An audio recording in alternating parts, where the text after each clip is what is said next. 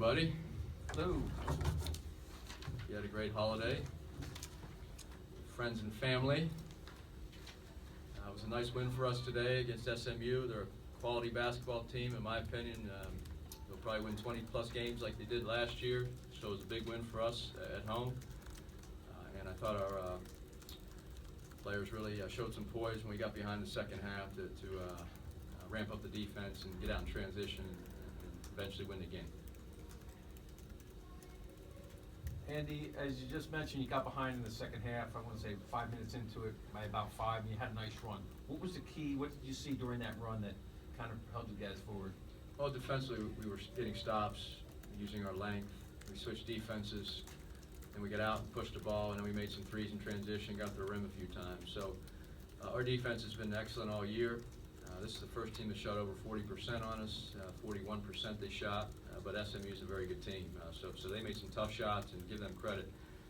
But I thought that was a key in the second half to open the game up, to get out in transition and score. We scored 50 in the second half. The first half was, we weren't playing, we didn't have the flow on offense, and it was just a grinded out game, and it was two teams very physical in the first half. So we felt we had to get it out and open the floor up a little bit in the second half.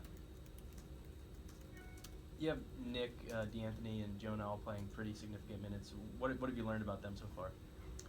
Well, they're part of our rotation, and they have to help us win. And we don't have a lot of players on our team. We have 10 scholarship players.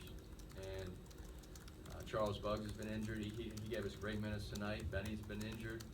So everyone on our team is playing. They need to be ready. We're relying on them to help us win games like we did tonight. And I thought the three freshmen gave us, they were outstanding. Especially, Nick didn't play as much tonight because he got in foul trouble. He had 4 fouls. We did have 4 rebounds. And then the 2 guards really had good second halves. Would you say that the freshmen have come along quicker than you expected? No. We always thought they were good players. And we didn't necessarily think they'd be playing this many minutes based on our personnel who we thought we might have coming into the season. But they signed here at USC thinking that we would have more players back than they did. So it's a credit to those two. They wanted to come here and make a difference, and they are. Now they're thrust into a role at Texas A&M, their 3rd game in their college career, and against SMU here, their 5th game. We're pretty stiff competition, and they have to help us win. And so very, very proud of them. When you look at the box score, what stands out to you more, the 50% from three-pointers, or is it the bad free throw shooting? Well, we shot free throws well all season. I think Texas A&M, we were 12 for 15, and they were 9 for 16. So that probably won the game for us. Now tonight we missed some easy. Some of our better shooters were missing free throws, but we made 12 threes, and our three-point shooting has been pretty poor throughout the season until last game. We made 11 last game, 12 tonight. Now, we're a good shooting team. Last year we were in top 25 in the nation in three-point shooting. And whether we're there that good this year is to be determined. But we need to be consistent. Certainly when you make 12 threes, it helps your offense. And I thought our guys did a great job in the second half, pushing the tempo and sharing the basketball, and they were making the extra pass. And that's why we had 15 assists, and the bulk of those were in the second half. What impact does Benny Boatwright have on the offense when he gets the ball? Well, Benny can shoot the ball at a high level from the perimeter, but he also can put it on the floor, and he plays within our system. He's terrific. We need him to just relax and play basketball because we all know he's a great player. Tonight, you saw flashes of what he's going to be. He's not quite all the way there yet. Tonight, I was extremely proud of him because he played 33 minutes. He was defending. He was trying to rebound. He was guarding quicker guys. He was guarding guys. Ojale averaged 20 a game, so he was guarding him on defense. And then on offense, we called quite a few plays for him down the stretch, and he delivered.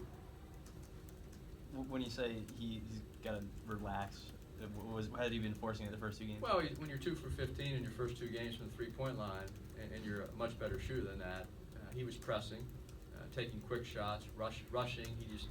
He wanted so badly to help his team and to be back out there that for the first 2 games he was just he wasn't in sync, and he wasn't playing within the flow, and he was just trying to do too much in too short a time. I thought tonight he really played within the flow of the offense and then we got him the ball in crucial situations, and he made some great plays.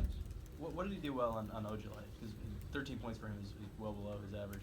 Well, Ojale, when a guy averages 20 and 9, I mean, he's a tough matchup for anybody. I thought Benny did a great job moving his feet. He did make 2 threes, but that wasn't on Benny.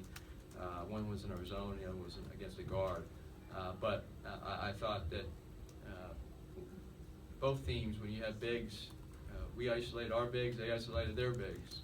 And it's tough because with the new rules, or not the new rules, but if you put your hand, one hand or two hands, an automatic foul. You got to play with your feet, your chest. So it's hard when someone's isolated and it's one-on-one. That's why you have to play team defense. But the guy guarding the ball needs to do his job, and I think Benny really did a nice thing tonight. SMU had 0 fast break points today, which was particularly impressive since USC had 14 turnovers. What do you think was the key behind the team's successful transition defense?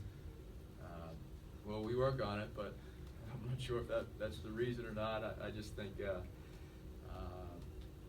our guys, our turnovers they weren't bad turnovers where they were intercepting the ball or getting a steal and it was a 2-on-1. It was our turnovers somewhere. They're very long and they go 6'6" to 6'9" across the board.